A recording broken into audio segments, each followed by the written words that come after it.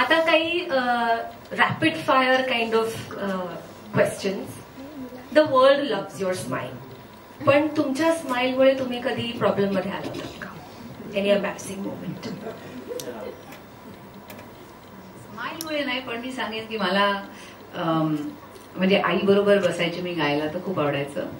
तर कधी कधी क्लासिकल चीजा असतात ना त्या गायची तिच्याबरोबर. तर ती एकदा त्यांच्या गुरुजींच्या घरी गेलेली आणि मी पण गेलेली त्यांच्याबरोबर. आणि ती म्हणाली की माझी मुलगी पण गाते, हा छान गाते. तर त्या म्हणाला अच्छा काय गाते? तर हा क्लासिकल चीज गाते, माझ्यावर बसून गाते ती कधी कधी. आणि मग मी लहान होते तेव्हा 4-5 वर्षाची. आणि मग आई म्हणाली चल गाऊन दाखव ना. काय गाऊ? तर काही गा. कुठचं गाव? कुठचंही गाणं, तुला जे गाणं आवडतं ते गा. तर मी सुरू केलं पिया तू आई म्हणाली I've never been so ashamed. समजा एक फिल्म करायची आहे ज्याच्यामध्ये तुम्ही हिरोईन आहात आणि सर हिरो आहेत, तर तुमची कुठली फिल्म आहे का जसं तुम्हाला काम करायला आवडेल? अरे रिअल लाईफ हिरो मिळालाय कुठे मी स्क्रीनवर.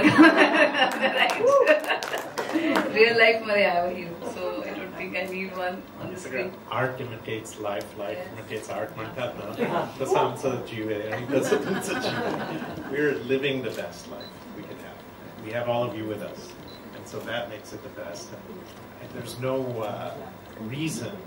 Let's see what happens, but the idea is this is our life. You're seeing it, you're watching it in 3 dimensions, in live, basically.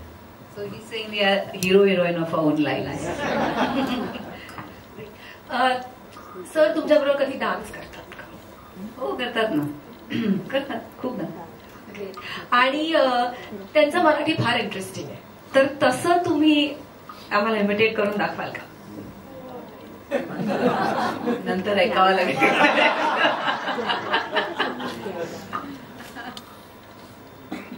ते काय ना सगळा आपला जीव असतो, तर दुसऱ्यांचं ते कळतं. राईट. सर तुम्हाला 2 प्रश्न.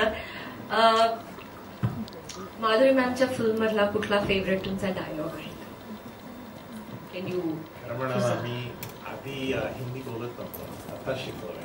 पण लहानपणी मी US मध्ये वाढलो, तर तिथे आम्ही एवढे फिल्म्स नाही पाहिले. आय थिंक एवढे डायलॉग मी पाहिलेच नाही. So it's a hard one two answer. पण मी स्टार वॉर्स बरोबर वाटलोय. ओके. तुम्ही दोघं सुपरस्टिशियस आहात. Is there any superstition that you follow or I think is there a fear? नाही, fear नाही. कधी कधी आपण उगाच आपले असे काहीतरी बनवतो. जसं मी 12वीत असताना असं मला वाटलेलं ही एक्झाम माझी एवढी चांगली नाही जाणार, तर मी गेले आणि मस्त झाली एकदम. तर मला असं वाटलं हा शर्ट मी जो घातलेला ना ह्याच्यामुळे हे एक्झाम छान झाली. तर मग दुसऱ्या दिवशी दुसरी होती, परत तो शर्ट घालून गेले. तिसऱ्या दिवशी परत तो शर्ट घातला. शेवटी आई म्हणलं अगं धुवायला पाहिजे हा शर्ट, तू कशाला जाते तसं घालून. आणि तेव्हा ती टेस्ट एवढी खास नाही गेली, चांगली गेली पण नॉट दॅट गुड. मला वाटलं हा त्या शर्ट मध्ये काही नाही, आपल्याला आलं पाहिजे इथे. धुवायला पाहिजे.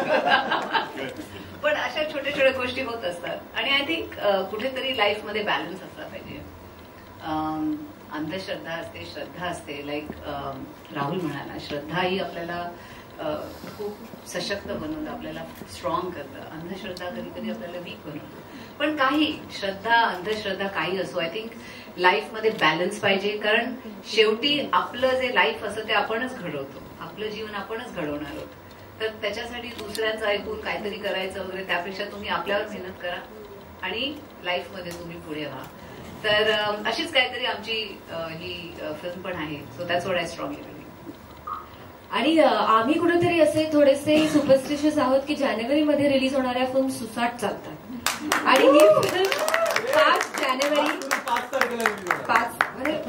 ही श्रद्धा आहे की 5 तारखेला रिलीज होणाऱ्या फिल्म पंचक.